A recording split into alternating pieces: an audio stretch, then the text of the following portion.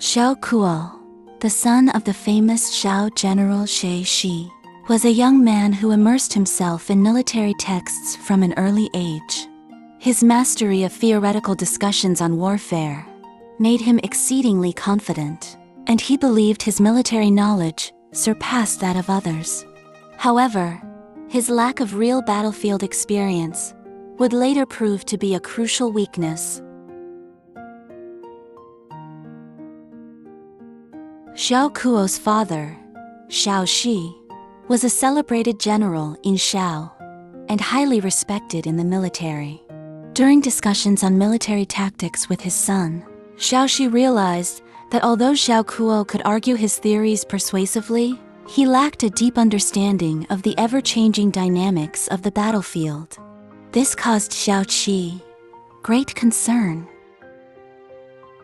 Xiao Kuo's mother also harbored concerns about her son's overconfidence.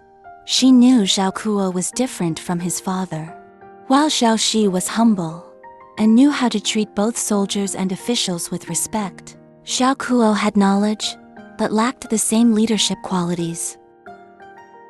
She had once foretold that if Xiao Kuo were ever sent to the battlefield, it would spell disaster for the state of Xiao. He warned his wife that although Xiao Kuo was a skilled debater, such talents would not save him or the army in the heat of battle. These words left Xiao Kuo's mother deeply troubled. As tensions between Zhao and Qin escalated, Qin's plot to sow discord began to take effect. The Qin forces deliberately spread rumors that they feared General Lian Po's defensive strategies. This caused uncertainty within the Zhao court, and King Xiaoqing of Xiao started to question whether Lian Po should remain in command. Under pressure from various factions within the court, King Xiaoqing ultimately decided to replace Lian Po with Xiao Kuo. Xiao Kuo eagerly accepted the appointment, viewing it as an opportunity to showcase his abilities. He immediately set to work on preparing battle plans. Xiao Kuo's mother was deeply troubled by the appointment, and even wrote to the king, begging him not to let Xiao Kuo lead the army. She argued that Xiao Kuo lacked the sense of responsibility and humility that his father, Xiao Shi, possessed. She pleaded with the king that if Xiao Kuo were to lose the battle, she should not be held accountable. The king granted Xiao Kuo's mother's request, assuring her that she would not be implicated if Xiao Kuo were to fail. However, Xiao Kuo was unaware of this. He dismissed his mother's concerns, believing that he would surely lead Xiao to victory and defeat the Qin forces. After Xiao Kuo assumed command, he quickly discarded Lian Po's defensive strategy. Xiao Kuo believed that such a strategy was too conservative and would cause Xiao to lose the initiative. As a result, he ordered a shift in tactics, pushing for an aggressive offensive. This decision caused unease among some of the commanders, who were accustomed to Lian Po's more cautious defense. Xiao Kuo openly expressed disdain for Lian Po's defensive strategy, declaring to his troops that only through offense could victory be achieved. He used this rhetoric to assert his authority among the soldiers. However, many veteran soldiers were displeased with his approach, believing he underestimated the realities of the battlefield. Xiao Kuo's confidence remained unshaken. He firmly believed that offense was the only path to victory. Despite receiving reports from the front lines indicating that the Qin forces showed no obvious weaknesses, Xiao Kuo persisted with his strategy, even intensifying the offensive in hopes of swiftly crushing the Qin army. The famous Qin general Bai Qi observed Xiao Kuo's impatience and overconfidence. Recognizing these weaknesses, Bai Qi decided to employ a strategy of luring Xiao Kuo deeper into Qin territory.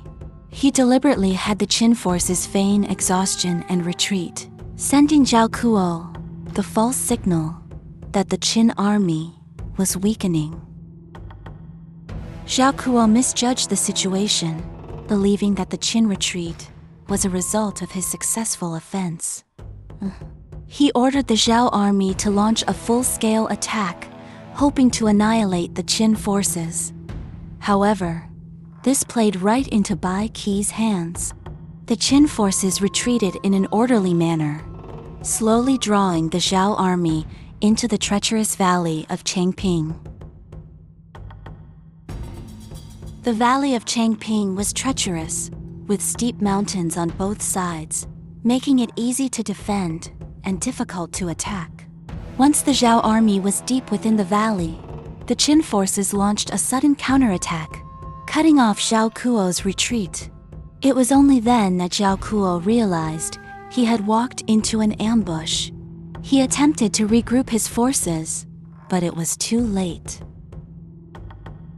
Under Bai Qi's command, the Qin forces began to fully encircle the Zhao army.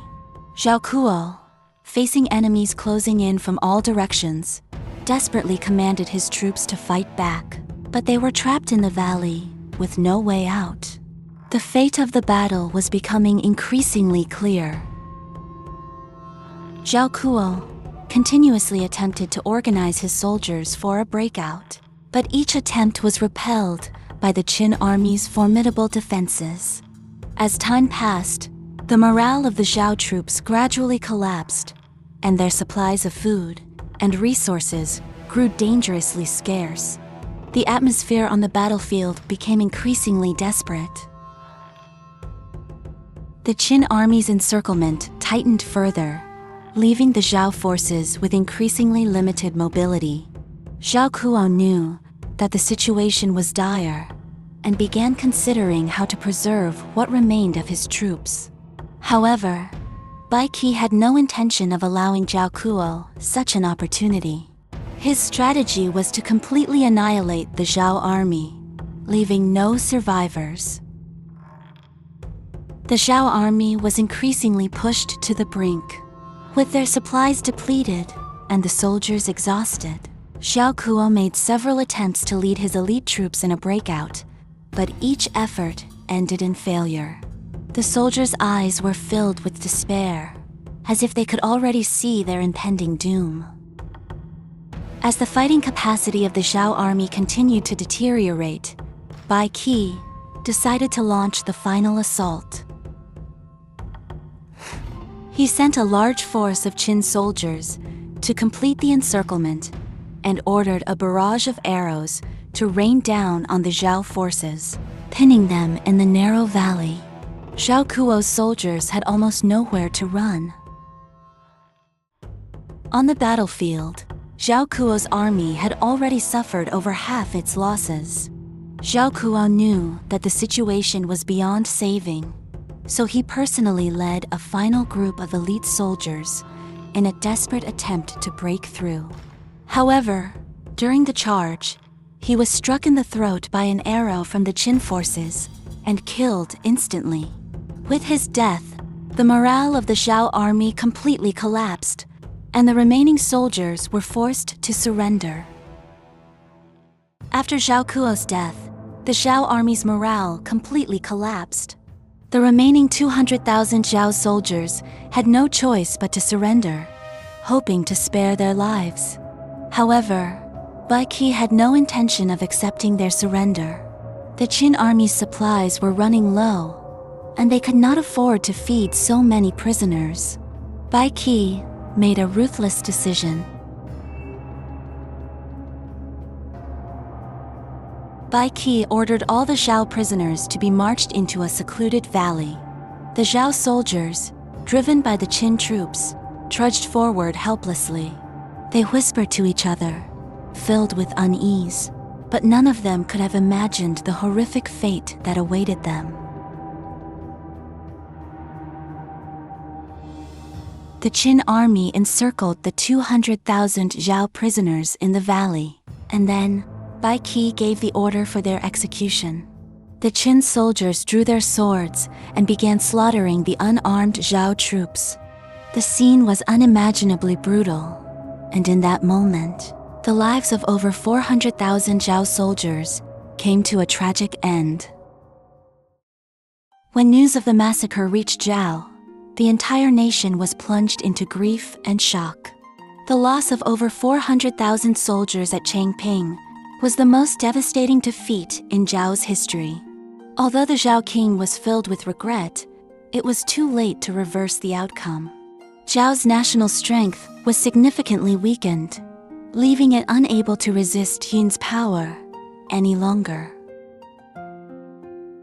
This battle cemented Zhao Kuo's reputation as a cautionary tale, and his name became synonymous with the idiom paper tiger, representing those who rely solely on theory without practical experience.